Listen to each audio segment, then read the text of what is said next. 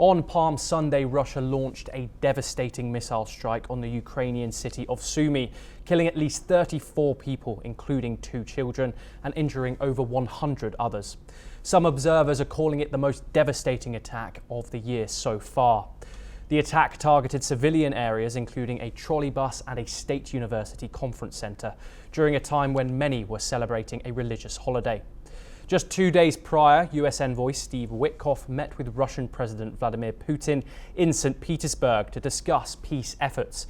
This meeting marked Witkoff's 3rd visit to Russia in 2 months, highlighting the Trump administration's supposed commitment to negotiating a ceasefire. In response to the Sumy attack, US President Donald Trump described it as terrible and suggested it may have been a mistake without providing further details. I think it was terrible, and I was told they made a mistake, but I think it's a horrible thing. I think the whole war is a horrible thing. I think the war is, for that war to have started, is an abuse of power. This country would have never allowed that war to have started if I were president. That war is a shame. He emphasized his desire to end the war, stating, "I'm just trying to get it stopped so we can save a lot of lives." The US president did not condemn Russia for the attack. Ukrainian President Volodymyr Zelensky urged President Trump to visit Ukraine to witness the first-hand destruction before making any decisions regarding negotiations with Russia.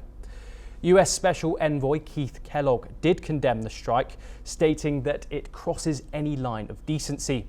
He emphasized that targeting civilians is unacceptable and highlighted the importance of ending the conflict.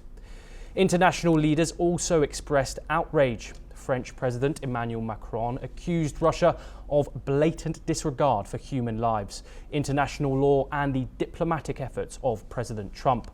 Germany's Chancellor-in-Waiting, Friedrich Merz, described the attack as a serious war crime. British Prime Minister Sir Keir Starmer stated he was appalled at Russia's horrific attacks on civilians in Sumy. As the war enters its 4th year, the humanitarian toll continues to rise, with hundreds of thousands killed or injured and millions displaced. The international community continues to call for a ceasefire and a just and lasting peace that respects Ukraine's sovereignty and territorial integrity. For more updates on the Russia-Ukraine conflict, be sure to follow NewsX World.